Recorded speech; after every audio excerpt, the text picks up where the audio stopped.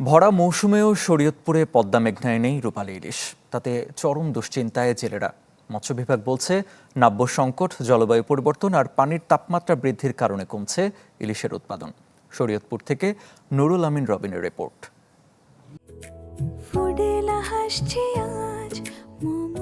ফুটেলা একটি নাবিল পণ্য। নিয়ম করে প্রতিদিনই নদীতে জাল ফেলেন শরীয়তপুরের ভেদরগঞ্জের জেলে পুমু দাস, কিন্তু দিন শেষে মেলে না কাঙ্ক্ষিত ইলিশ। শুধু পুমু দাস নয়, শরীয়তপুরের পদ্মা মেঘনার এই চিত্র এখন নিয়মিত। জ্বালানি আর মজুরি খরচও তুলতে পারছেন না হাজারো জেলে। 2 দিনে মাত্র একটা ইলিশ মাছ পাইছি। আমার প্রতিদিন খরচ আছে 7 হইতে 8,000 টাকা। 10 জন আমরা দেশে কর্মচারী।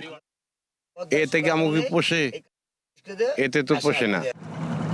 মৎস্য বিভাগের তথ্য বলছে, জেলার জাজিরার নাওডোবা থেকে গোসাইরহাটের মাঝের চর পর্যন্ত পদ্মা মেঘনার 80 কিলোমিটার নদীপথে ছোট বড় ডুবোচর রয়েছে অন্তত 30টি। তাতে বাধাগ্রস্ত হচ্ছে ইলিশের স্বাভাবিক চলাচল। রাত্রে কাইলে বিয়ে পাইছি, রাত্রে পাইছি এক খাওয়া পাইছি 3টা, আর অনেক খাওয়া পাইছি ইলিশ মাছ একটাও পাই নাই। দুদিনে 2টা ইলিশ আর একটা পাঙ্গাস পাইছি, 7,000 টাকা বেশি। নদীর আগের গভীরতা নাই, নদী গেছে শুকায়া, এখন আপনার কোনো ইলিশ মাছ নেই, পাইতে আসি না। আমরা জেলেরা খুব অসহায় আছি, আমাদের সংসার চলা খুব কষ্টকর।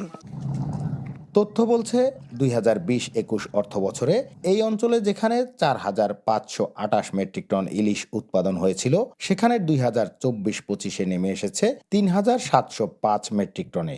কর্মকর্তারা বলছেন, নাব্য সংকট, জলবায়ু পরিবর্তন এবং পানির তাপমাত্রা বৃদ্ধি সহ নানা কারণে কমছে ইলিশের উৎপাদন। ক্লাইমেট চেঞ্জ একটা বড় ফ্যাক্টর, টেম্পারেচারের একটা ব্যাপক পরিবর্তন দেখতে পাচ্ছি।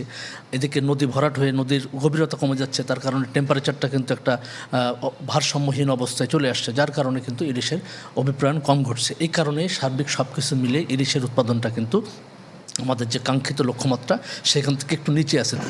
নদী বেষ্টিত শরীয়তপুরের পদ্মা মেঘনাকে ঘিরেই জীবিকা নির্বাহ করেন প্রায় 36,000 জেলে পরিবার। নুরুল আমিন রবিন, চ্যানেল 24, শরীয়তপুর।